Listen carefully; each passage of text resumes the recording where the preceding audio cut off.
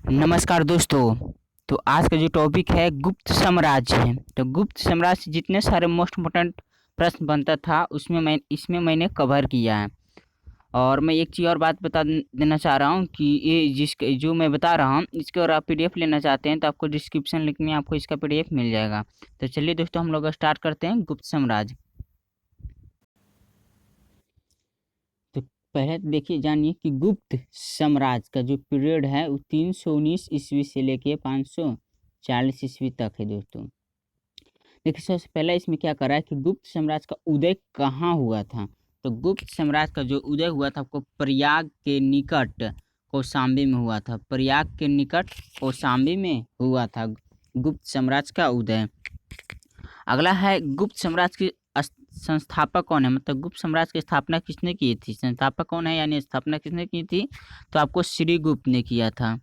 देखिए अगला है गुप्त श्रीगुप्त है, इसका कौन है संस्थापक है। तो कहता श्रीगुप्त का उत्तराधिकारी कौन हुआ। तो घटोत्कच हुआ। कौन हुआ, घटोत्कच हुआ था। इसके बाद जो आया वो कौन आया, घटोत्कच आया। अगला है गुप्त वंश का प्रथम महान शासक कौन था। तो चंद्रगुप्त प्रथम थे, यानी कि इसके बावजूद भी मतलब और कुछ भी इसमें महान शासक है तो मतलब सबसे पहला महान शासक कौन था। तो इसमें चंद्रगुप्त प्रथम था जो महान शासक था, यानी प्रथम गुप्त महान शासक कौन था। तो चंद्रगुप्त प्रथम था, चंद्रगुप्त प्रथम था। अगला है चंद्रगुप्त प्रथम गद्दी पे कब बैठा था। तो आपको 320 ईस्वी में बैठा था, 320 ईस्वी में बैठा। अगला कह रहा है कि चंद्रगुप्त प्रथम का विवाह किसके साथ हुआ था। तो कहता लिच्छवी राजकुमारी कुमार देवी के साथ हुआ था। लिच्छवी राजकुमारी कुमार देवी के साथ हुआ था। किसकी शादी, तो चंद्रगुप्त प्रथम की शादी हुआ था। अगला कह रहा है चंद्रगुप्त प्रथम ने किसकी उपाधि धारण की थी। तो चंद्रगुप्त प्रथम ने महाधीराज की उपाधि धारण की थी, महाधीराज की धारण की थी। महाराजा धीराज के मतलब उपाधि धारण की थी, महाराजा धीराज की उपाधि धारण की थी। कौन, चंद्रगुप्त प्रथम ने। कहता गुप्त संवत की शुरुआत किसने की थी। तो गुप्त संवत की शुरुआत चंद्रगुप्त प्रथम ने ही किया था। गुप्त संवत की शुरुआत चंद्रगुप्त प्रथम ने ही किया था। एक चीज और यहाँ पे रिवीजन कर लीजिए। देखिए यही अगर विक्रम संवत की बात की है तो देखिए इसका जो शुरुआत हुआ था आपको 58 ईसा पूर्व में हुआ था, 58 ईसा पूर्व में हुआ था, है ना। जबकि जो हम लोग का कैलेंडर आधारित है शक संवत, तो शक संवत की शुरुआत कनिष्क ने किया था, 78 ईस्वी में किया था, 78 ईस्वी में किया था आपको शक संवत की शुरुआत। अगला चंद्रगुप्त प्रथम का उत्तराधिकारी कौन हुआ। तो समुद्रगुप्त हुआ। कौन हुआ, समुद्रगुप्त हुआ। इसमें जितने भी सारे प्रश्न हैं दोस्तों आपको मोस्ट इम्पोर्टेंट प्रश्न है। देखिए कह रहा है ना कि समुद्रगुप्त राजगद्दी पे कब बैठा। तो 335 ईस्वी में बैठा था, 335 ईस्वी में बैठा था। देखिए अगला है समुद्रगुप्त राजगद्दी पे कब बैठा, 335 ईस्वी में बैठा। समुद्रगुप्त ने आर्यवर्त के कितने शासकों को पराजित किया था। तो आर्यवर्त के 9 शासकों को, आर्यावृत के कितने शासकों को पराजित किया था। तो 9 शासकों के। जबकि समुद्रगुप्त ने दक्षिणावृत के कितने शासकों को पराजित किया था। तो 12 शासकों को पराजित किया था। अगला है समुद्रगुप्त को किस नाम से भी जाना जाता है, अन्य नाम क्या है मतलब। तो भारत का नेपोलियन भी कहा जाता है, जो कि मोस्ट इम्पोर्टेंट प्रश्न है एकदम, है ना। यानी पूछ सकता है ऐसे कि भारत का नेपोलियन किससे कहा जाता है। तो आपको समुद्रगुप्त को कहा जाता है। या तो ऐसे भी पूछ सकते समुद्रगुप्त का अन्य नाम क्या था, भारत का नेपोलियन। अगला समुद्रगुप्त का दरबारी कवि कौन था। तो हरिसेन था। कौन था, हरिसेन। अगला कह रहा है कि हरिसेन ने किसकी रचना की।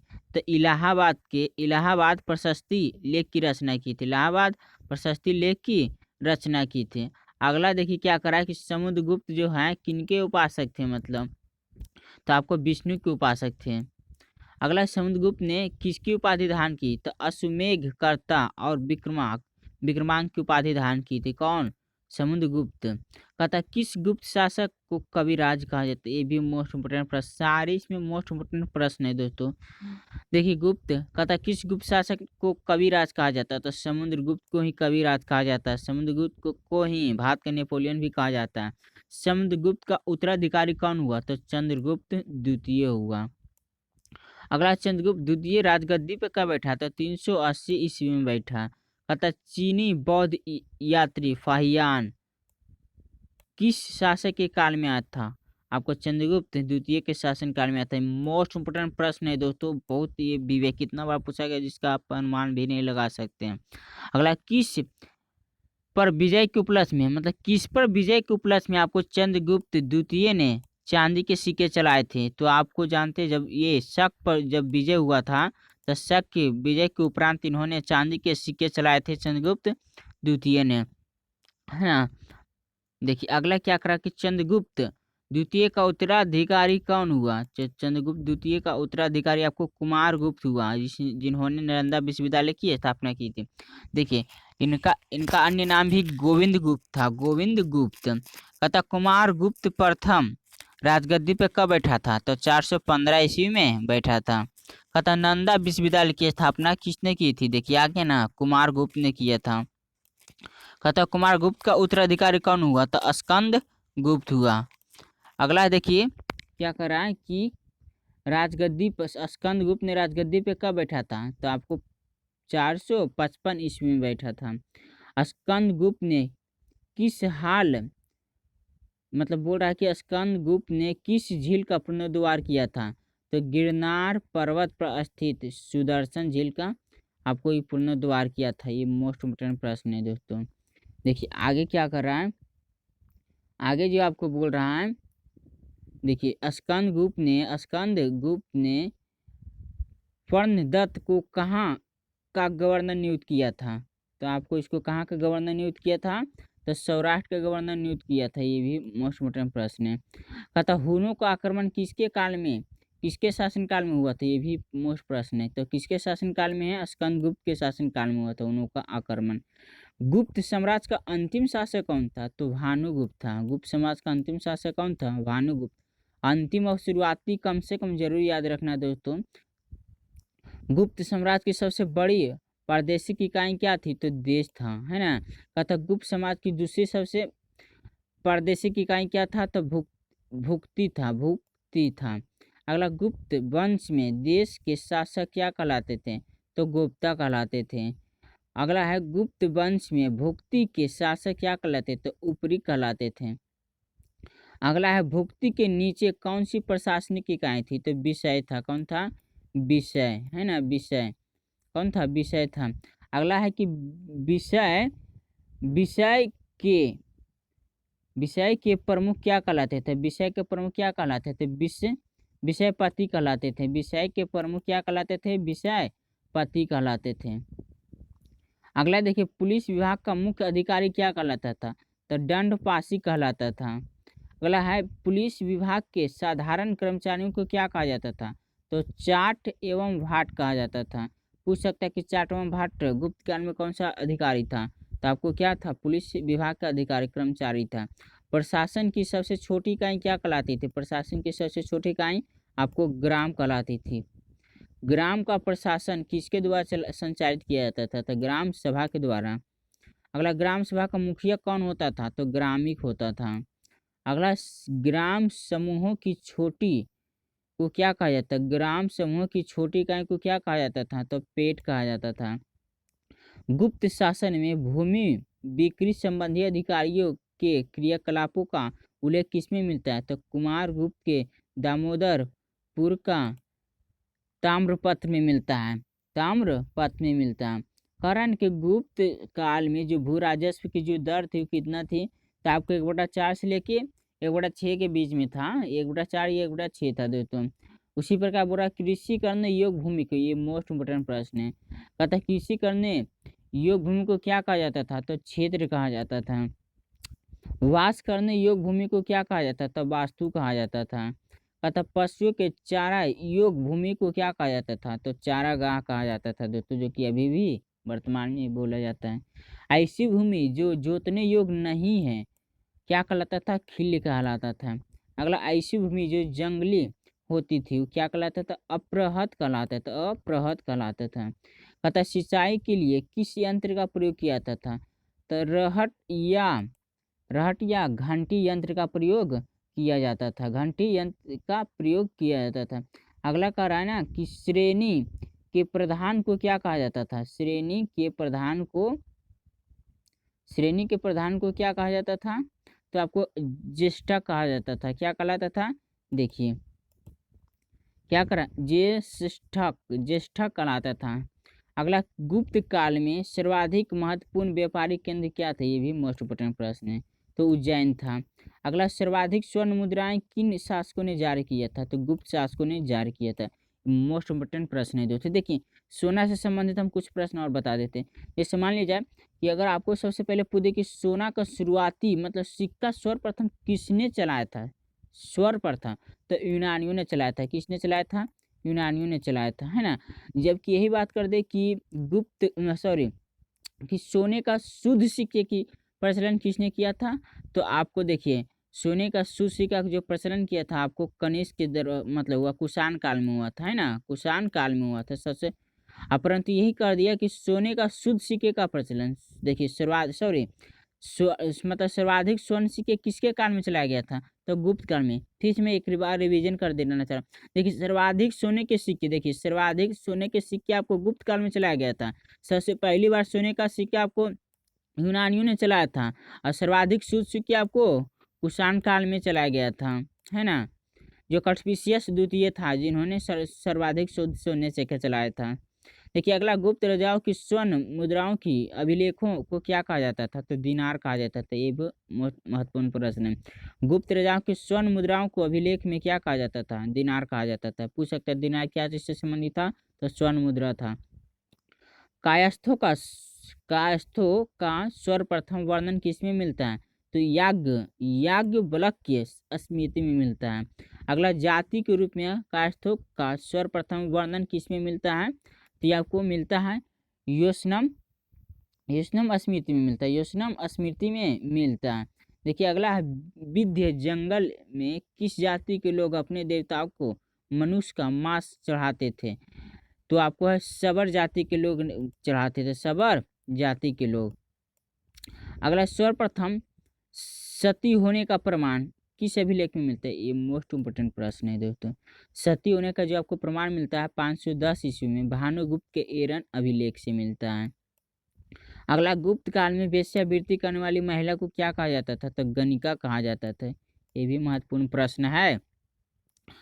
वृद्धि वेश्या को क्या कहा जाता था, वृद्ध वेश्या कौन, बूढ़ा जो बूढ़ी होती थी उस वेश्या को क्या कहा जाता था, कुटनी कहा जाता था।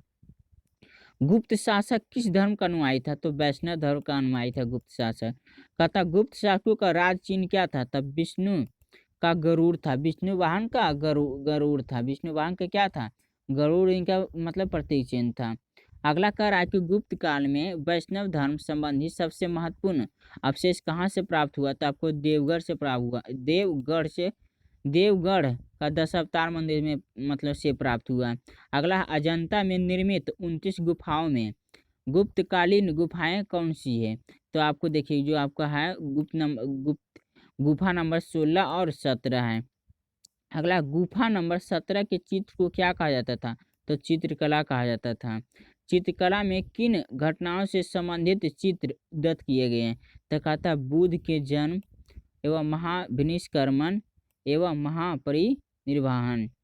अगला है, अजंता की गुफाएं किस बौद्ध शाखा से संबंधित हैं, तो आपको महायान से संबंधित हैं।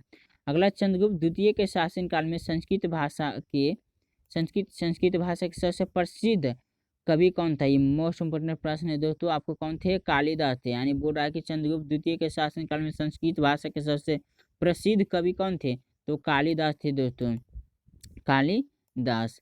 अगला देखिए, चंद्रगुप्त द्वितीय के दरबार में रहने वाले आयुर्वेदाचार्य कौन थे, तो धर्मंत्री था दोस्तों।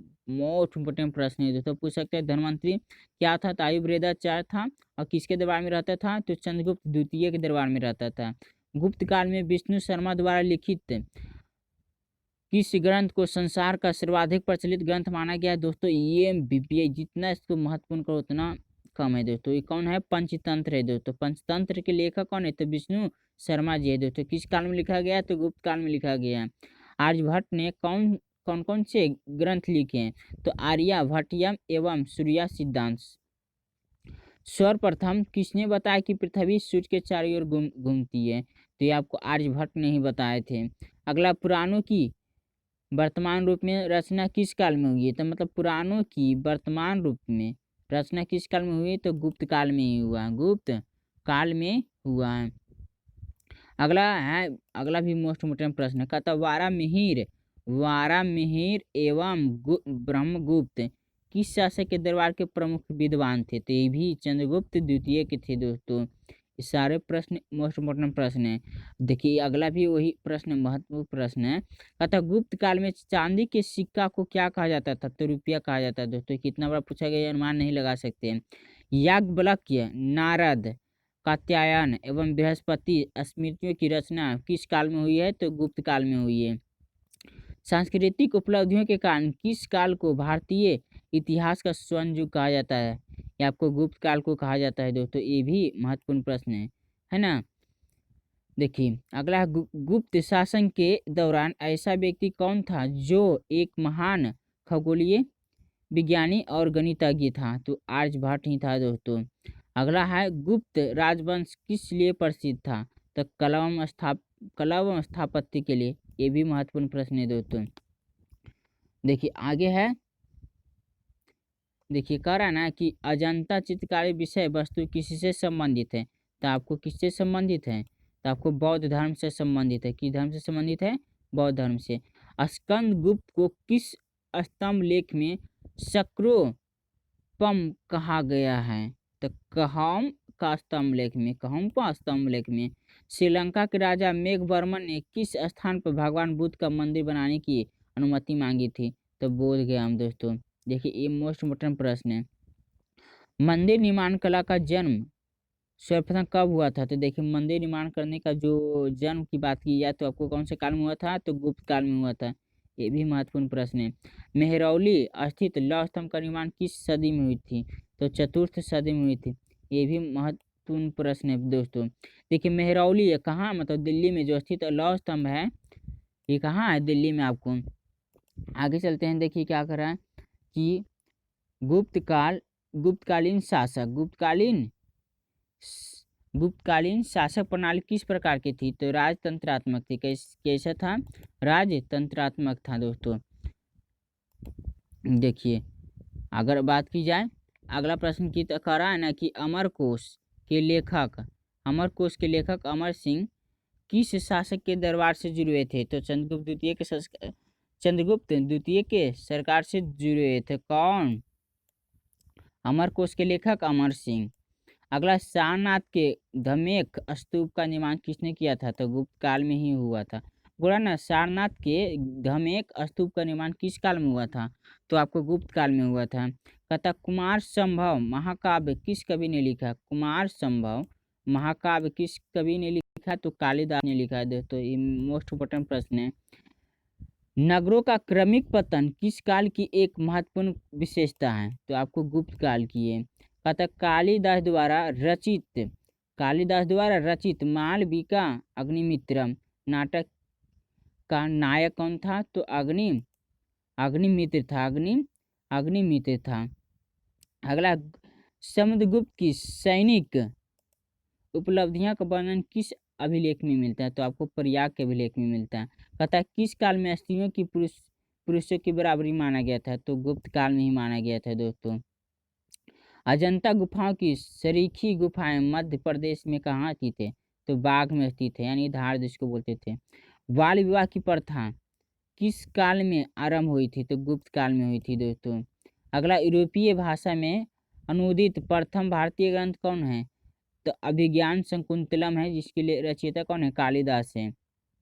गुप्त कालीन सिक्कों का सबसे बड़ा ढेर कहाँ से प्राप्त हुआ? तो बयाना से प्राप्त हुआ दोस्तों, जो कहाँ? भरतपुर में है। अगला है, वर्तमान गणित में दशमलव प्रणाली का आविष्कार का श्रेय किसे दिया जाता है? तो मतलब किस युग को दिया जाता है? तो देखिए दशमलव प्रणाली की शुरुआत आपको गुप्त युग को ही दिया जाता है, जिसके बारे में कहा जाता है कि इसका आविष्कार जो किए थे आर्यभट्ट ने किए थे। अगला, किस गुप्त शासक ने अपने सिक्कों पर अपने को बीना बजाते हुए दिखाया? यानी किस गुप्त शासक ने अपने सिक्कों पर अपने को बीना बजाते हुए दिखाया? तो समुद्रगुप्त ने ही दिखाया है दोस्तों। मतलब क्या कर रहा है कि बिना बजाते हुए आकृतियों को अंकित किया गया, तो समुद्रगुप्त के ही शासनकाल में। अगला, गुप्तकालीन पुस्तक नवीनतम का संबंध है तो चिकित्सा से संबंधित है दोस्तों। अगला, तांबे के सिक्का जारी करने वाला पहला गुप्त शासक कौन था, तो रामगुप्त था। अगला है सर्व राज्योचिता, मतलब सभी राज्यों को उखाड़ फेंकने वाला कौन की उपाधि धारण करने वाला कौन व्यक्ति था, समुद्रगुप्त था। यानी इसका मतलब सर्व राज्योचिता का मतलब होता है कि सभी राज्यों को उखाड़ फेंकने वाला व्यक्ति जो उपाधि धारण किया था वो किसने धारण किया था, तो समुद्रगुप्त ने धारण किया था दोस्तों। किसने धारण किया था, समुद्रगुप्त ने धारण किया था। देखिए अगला है हरिसेन किसका दरबारी कवि था, तो आपका किसका था, समुद्रगुप्त का था। समुद्रगुप्त का दरबारी कवि हरिसेन था। ये मोस्ट इम्पोर्टेंट प्रश्न है दोस्तों, ये पूछा हुआ कितना बार कि हरिसेन किसके दरबार में रहते थे, तो समुद्रगुप्त के दरबार में रहते थे। कालिदास की कौन सी कृति की गिनती विश्व की सर्वाधिक प्रसिद्ध स्वकृति में माना जाता है, तो यही अभिज्ञान शकुंतलम है, जिनकी रचना कालिदास ने की थी। गुप्त काल की प्रसिद्ध पुस्तक नवीनतम का संबंध किस क्षेत्र से है, तो चिकित्सा के क्षेत्र से है। अगला है गुप्त संवत एवं शक संवत में कितना अंतर है, तो 241 वर्ष का अंतर है दोस्तों। देखिए गुप्त संवत के अब तो बता दिए हैं कि किस काल, गुप्त काल में देखिए शक संवत की शुरुआत जो हुआ था 78 ईस्वी में हुआ था, आपको कनिष्क ने शुरू किया था। कहता है किसने समुद्रगुप्त को भारत का नेपोलियन कहा था, ये मोस्ट इम्पोर्टेंट प्रश्न है दोस्तों। किसने समुद्रगुप्त को भारत के नेपोलियन कहा था, तो आपको विसेंट स्मिथ ने कहा था, विसेंट स्मिथ ने कहा था दोस्तों। देखिए दोस्तों, तो आपको क्या एक चीज़ यहाँ पे और बता देना चाह रहे हैं कि देखिए इस भारत के नेपोलियन किसे कहा जाता है, तो समुद्रगुप्त को कहा जाता है। किसने कहा था इसको, तो विसेंट स्मिथ ने कहा था दोस्तों। देखिए भारत का कवि राज किसे कहा जाता है, तो समुद्रगुप्त को ही कहा जाता है दोस्तों। तो ये इसमें इतने सारे प्रश्न था दोस्तों जो आपको लिए बहुत ही महत्वपूर्ण रहेगा आने वाले एग्जाम के लिए दोस्तों। तो ये वीडियो अगर आपको अच्छा लगा दोस्तों तो आप इसको लाइक और सब्सक्राइब कर सकते हैं दोस्तों। एक चीज़ और मैं बोलना चाह रहा हूँ दोस्तों कि मेरे टॉपिक पे साइंस का भी चल रहा है, यहाँ पे क्या है कि साइंस का भी मतलब इसका क्लास चल रहा है दोस्तों आपको, तो आप इसको साइंस वाले देखना चाहते हैं दोस्तों तो साइंस का भी वीडियो भी इस पर अपलोड कर दिया गया है और उसका भी शुरुआत किया जा रहा है दोस्तों। तो बहुत बहुत धन्यवाद दोस्तों, आप इसको लाइक कीजिए, ज़रूर कीजिए दोस्तों, सब्सक्राइब भी कर कीजिए।